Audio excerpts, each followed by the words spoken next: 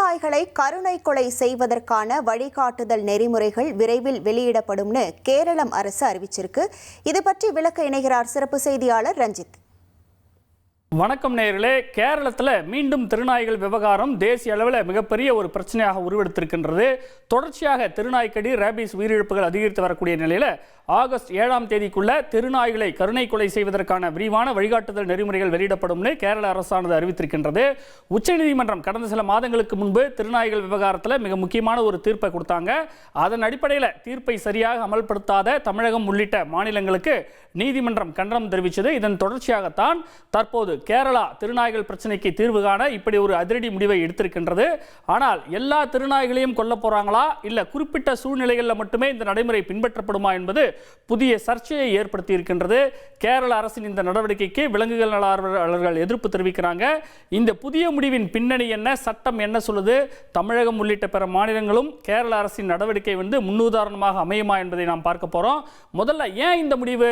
கேரளாவில் கடந்த சில ஆண்டுகளாக திருநாய்க்கடி சம்பவங்கள் மிக கணிசமாக அதிகரித்து விட்டன. ஆயிரக்கணக்கானோர் ஆண்டுதோறும் நாய்க்கடிக்கு உள்ளாகிறாங்க. ரேபீஸ் உயிரிழப்புகளும் மாநில அரசுக்கு மிக பெரும் ஒரு தலைவலியாக உருவெடுத்து விட்டது. இதனால மக்கள் பாதுகாப்பு குறித்து கடும் விவாதம் எழுந்தது. இதன் தொடர்ச்சியாகத்தான் அரசு இப்படி ஒரு அதிரடியான முடிவை எடுத்திருக்கின்றது. கேரள உள்ளாட்சித்துறை அமைச்சர் KM சாஜி என்ன சொல்லியிருக்காருன்னா, ஆகஸ்ட் 7ஆம் தேதிக்குள்ள திருநாய்கள் கருணை கொலை செய்வதற்கான வழிகாட்டு நெறிமுறைகள் வெளியிடப்படும் அப்படின்னு சொல்லியிருக்கிறாரு. கருணை கொலை எப்போது செய்யலாம், கருணை கொலைக்கு யார் அனுமதி வழங்க வேண்டும், எந்த மருத்துவர் சான்றளிக்க வேண்டும், எப்படி இதனை நடைமுறைப்படுத்த வேண்டும் என்பதற்கான முழுமையான SOPன்னு சொல்லுவாங்க இல்லையா, அந்த விதிமுறைகள் வெளியிடப்பட இருப்பதாக அவர் கூறியிருக்கின்றார். சரி, இது எல்லா திருநாய்களுக்கும் பொருந்துமா அப்படின்னு கேட்டால் நிச்சயமாக இல்லை. பொதுவாக எல்லா திருநாய்களுக்கும் இந்த விதி பொருந்தாது.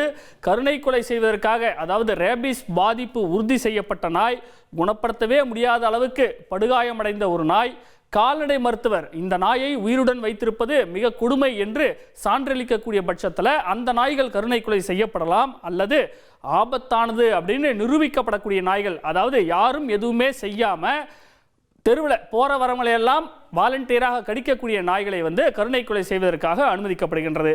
சட்ட அடிப்படை என்ன அப்படின்னு நம்ம பார்க்கும்போது, அதாவது prevention of cruelty to animals rules 2023 மற்றும் ABC விதிகள் ஆகியவற்றின் அடிப்படையில் இந்த கருணை கொலையானது அமல்படுத்தப்பட இருக்கின்றது. உச்சநீதிமன்றமும் சில மாதங்களுக்கு முன்பு கொடுத்த தீர்ப்பில் மனிதர்களின் உயிர் பாதுகாப்பு முக்கியம் அப்படின்னும், அதே நேரத்தில் விலங்குகளுக்கும் மனிதாபிமான அணுகுமுறை இருக்க வேண்டும் அப்படின்னும் சொல்லியிருக்கு. சரி, கருணை கொலை மட்டும்தான் தீர்வா? கேரளாவில் என்ன செய்ய போறாங்க? இல்லை, இதோடு சேர்த்து நாய்களுக்கு கருத்தடை செய்கிறாங்க, ரேபிஸ் தடுப்பூசி போடுறாங்க, தெருநாய்களை கண்காணிப்பது போன்ற நடவடிக்கைகளையும் கேரள அரசானது தீவிரப்படுத்தி இருக்கின்றது. இதற்கு எதிர்ப்புகளும் எழுந்திருக்கு இப்ப இந்த கருணை கொலை விஷயத்துக்கு. ஏன்னா விலங்குகள் நல அமைப்புகள் என்ன சொல்றாங்கன்னா, தெருநாய்களை கொல்வதால் மட்டுமே பிரச்சனை எல்லாம் நிரந்தரமாக போய்விடுமா, கருத்தடை மற்றும் தடுப்பூசி திட்டங்களையே முழுமையாக செயல்படுத்த வேண்டும், சட்டத்தை தவறாக பயன்படுத்தக்கூடாது அப்படிங்கிறது விலங்குகள் நல ஆர்வலர்களின் வாதமாக இருக்கின்றது. ஆதரவாளர்கள் என்ன சொல்றாங்க, உச்சநீதிமன்றம் தானே தீர்ப்பு கொடுத்தது, அதன் அடிப்படையில் தான் மாநில அரசும் செயல்படுது, மனித உயிருக்கு முன்னுரிமை அளிக்க வேண்டும், குழந்தைகள் முதியவர்களுடைய பாதுகாப்பு அவசியம். ஏன்னா குழந்தைகளெல்லாம் இந்த திருநாய்க்கடிக்கு இரையாவது பெரும்பாலும் குழந்தைகளாகத்தான் இருக்கிறாங்க. ரேபிஸ் மாதிரியான உயிர்கொல்லி நோய்களை கட்டுப்படுத்த இது போன்ற கடுமையான நடவடிக்கைகள் அவசியம் அப்படிங்கிற வாதத்தை அவர்கள் முன்வைக்கிறாங்க. இதே மாதிரியே திருநாய்களுக்கு உணவளிக்க தனி இடங்கள் ஏற்படுத்தப்படும்னு சுப்ரீம் கோர்ட் தன்னோட தீர்ப்பில் சொல்லியிருந்தது. அது தொடர்பாகவும் கேரள அரசு நடவடிக்கை எடுத்திருக்கின்றது. அதன்படி தெருநாய்களுக்கு உணவு கொடுப்பவர்களே முதல்ல அதற்குன்னு அப்ளை செய்து ஐடி கார்டு, அடையாள அட்டை வாங்கி கொள்ள வேண்டும். ABC விதிகளின் கீழே அந்த அப்ளிகேஷன் நம்ம கொடுத்தா அந்த அப்ளிகேஷனை மொத்தம் 7 பேர் கொண்ட குழுவானது அந்த விண்ணப்பத்தை பரிசீலித்து எங்கெல்லாம் உணவளிக்கலாம் என்பது தொடர்பாக அவங்களுக்கு அனுமதி கொடுப்பாங்க.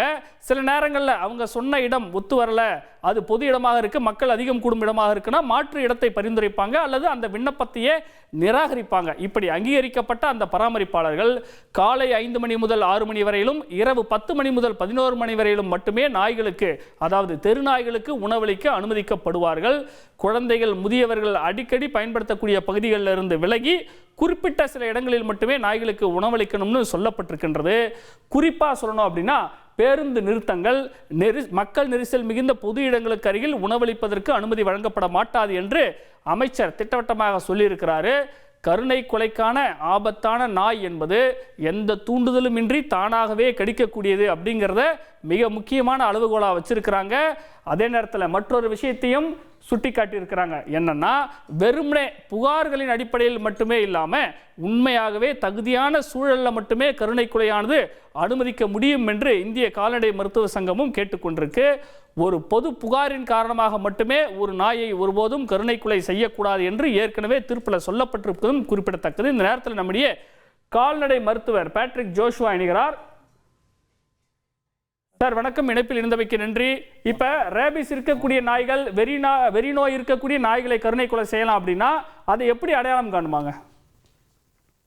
சார், ரேபிஸ் அஃபெக்ட் ஆன டாக்னு பாத்தீங்கன்னா நீங்க சொன்ன மாதிரி தான், யாருமே அதை தூண்டுதல் இல்லாமலே வர்றவங்க போறவங்க எல்லாம் கடிக்க வரும். கூட இருக்கிற டாகை கடிக்கலாம், குழந்தைங்களை கடிக்கலாம், யாரு அந்த தெருவில் வந்து போனாலும் கடிக்கலாம். வாயில இருந்து ஜொல்லு அதிகமா ஊற்றும். ஒரு சில பெட்டு ஃபீவர் ரொம்ப அதிகமா இருக்கும், சாப்பிடாது டல்லா இருக்கலாம். ஜொல்லு அதிகமா ஊத்துறதுதான் மெயின் சிம்டம். வெறி பிடிச்சி போற வரவங்களெல்லாம் கடிக்கும், துரத்திட்டு போகும். இதெல்லாம் நம்ம சிம்டமா வச்சுக்கலாம். ரேபிஸை பொறுத்த மட்டும் உடம்பு சரியில்லாத டாக் பிளட் டெஸ்ட் எடுத்தா கண்டுபிடிச்சிடலாம் அப்படின்றது கிடையாது. முக்கியமா தேவையில்லாம ப்ரோவோக் பண்ணாம கடிக்கிறது, ஜொல்லு ஊத்துறது, அதுக்கு என்ன நடக்குதுன்னே தெரியாம சுத்திட்டு வர்ற டாகுங்க சிம்டம் வச்சுதான் ரேபிஸ் அஃபெக்ட் ஆன டாக் நம்மளால சொல்ல முடியும். போஸ்ட்மார்ட்டம் ரிப்போர்ட்ல மட்டும்தான் ரேபிஸ் அஃபெக்ட் ஆன டாக் அப்படின்ட்டு கன்ஃபார்ம் பண்ண முடியுங்க. சிம்டம் வச்சுதான் சொல்ல முடியும். இப்போ சிம்டம்னு நீங்கள் சொல்கிறீங்க, ஆனால் திருநாய்களை பொறுத்த வரைக்கும் பெரும்பாலான மக்களின் புகார் என்னவா இருக்குன்னா அது வெறிநாயாக தான் இருக்குது, பார்க்குறதுக்கே ரொம்ப ஆக்ரோஷமாக இருக்குது அப்படின்றாங்க. அப்போ அதுக்கெல்லாம் ரேபிஸ் இருக்குன்னு அர்த்தமா? சார் கண்டிப்பாக கிடையாது சார். அதாவது அந்த டெரிட்டோரியல் பிஹேவியர்னு ஒன்று இருக்குது சார். இப்போ இது என்னோட ஏரியா, இந்த இடத்துல புதுசாக யாராச்சும் வராங்க, அவங்கள நான் வந்து அவங்ககிட்ட இருந்து இந்த ஏரியா மக்களை நான் பாதுகாக்கிறேன் அப்படின்ற மாதிரி ஒரு சில டாக் ஸ்ட்ரீட்ல இருக்கிற கம்யூனிட்டி பெட்ஸ் வந்து அவங்கள வந்து அட்டாக் பண்ண ட்ரை பண்ணுவாங்க. ஓகேங்களா? சும்மா வண்டியில போகும்போது துரத்துறது அப்படின்ற டாக் எல்லாத்துக்கும் ரேபிஸ் இருக்கணும்னு அவசியம் கிடையாது. அது வந்து டெரிட்டோரியல் பிஹேவியர்னு சொல்லுவோம் டாக். ரேபிஸ் இருக்கிற டாக்கு அதை சுத்தி என்ன நடக்குதுன்னே தெரியாது.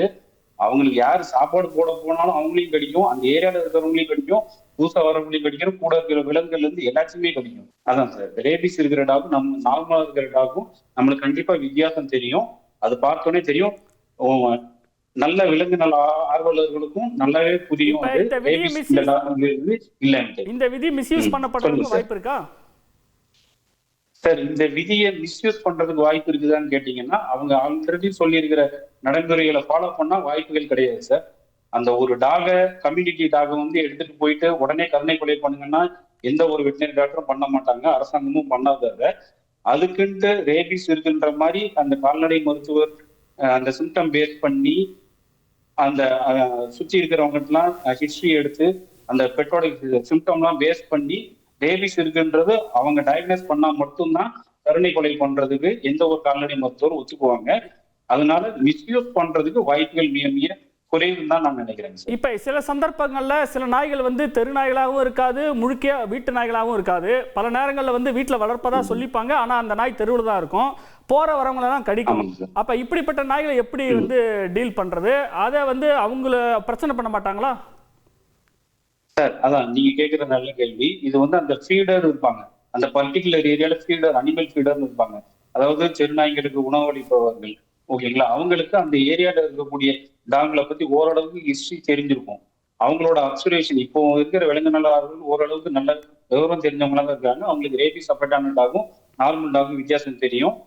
அது மேக்சிமம் அவங்களும் நம்ம அரசாங்கத்தோட இணைந்து நிறைய டாக்களுக்கு கருத்தடை பண்றதுல ஹெல்ப் பண்றாங்க, வேக்சின் போடுறதுல ஹெல்ப்ஃபுல்லா இருக்கிறாங்க.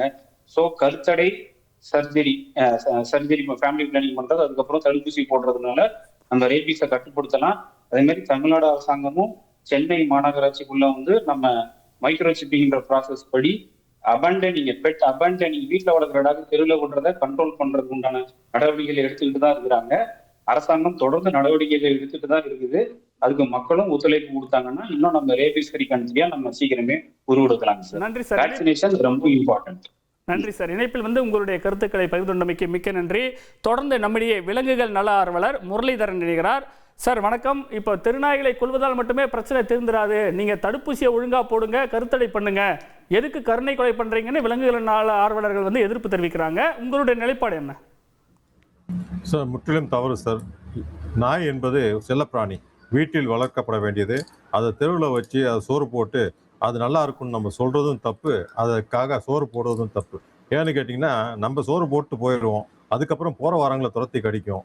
ரெண்டாவது, அதை கல்லை விட்டு அடிப்பாங்க, அது வண்டியில் அடிப்படுது, அதுக்கு 1000 துன்பங்கள் ஏற்படுது. இது யாரும் கண்டுக்கிறது இல்லை.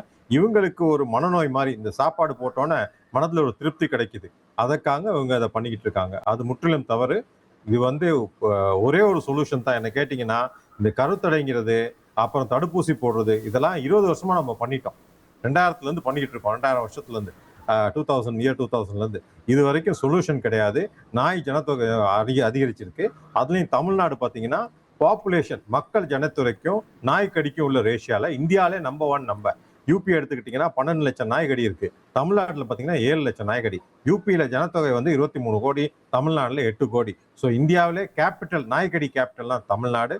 ஆகவே இந்த ரெண்டுமே சரி வராது. இந்த ஷெல்டரிங் சொல்றாங்க, அதுவும் சரி வராது, பர்த் கண்ட்ரோலும் சரி வராது. என்ன கேட்டிங்கன்னா, அதாவது வளர்ந்த நாடுகளின் உண்மையான முறை என்னன்னு கேட்டிங்கன்னா, மேற்கத்திய நாடுகளில் கருணை கொலை என்பதே இதுக்கு சரியான விஷயம். ஏன்னா அந்த நாய்ங்கிறது ரொம்ப செல்லப்பிராணி, அதை வீட்டில் வளர்த்து ரோட்டில் விட்டிங்கன்னா ரொம்ப ஏங்கி போயிடும். அதே மாதிரி தான் தெருவில் இருக்க நாயும், யாராவது தன்னை கருணை காட்ட மாட்டாங்களான்னு நம்ம தேடி தேடி வந்து வாலாட்டுது, சாப்பாடை போட்டு நம்மகிட்ட ஒட்டிக்குது. யாரெல்லாம் அந்த பக்கம் போகிறாங்களோ அவங்கள தவிர மற்றவங்களத்தையும் விரட்டுது. ஸோ அந்த நாய் தன்னுடைய குணாதிசயத்தை தான் காட்டுதே தவிர அது நம்ம மேலே கோவமோ எதுவுமோ இல்லையா. அதனுடைய பேசிக் பிஹேவியர் அந்த காலத்தில் நரியிலேருந்து வந்தது. நரி எப்பயுமே கும்பலாக சேர்ந்து தான் வேட்டையாடும்.